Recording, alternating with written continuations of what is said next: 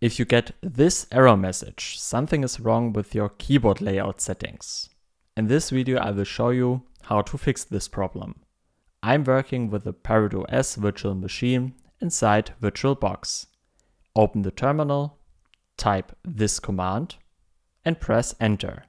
Don't worry, you don't have to type the whole command. You will find all commands used in this video in the video description down below.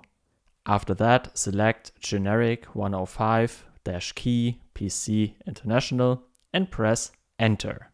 Navigate with the lower arrow key to your desired keyboard layout. If it is not there, select other and press enter. Now you can choose between different keyboard layouts. Since I am a German, I use the German keyboard layout and above here, German QWERTY. Of course, you can select the keyboard layout of your choosing. Now press enter. Press enter again and again. And now select yes with the left arrow key. Press enter. Done. Reboot your system with the command reboot and the problem should not exist anymore. If it still does, let me know in the comments down below. Thanks for watching and see you next time.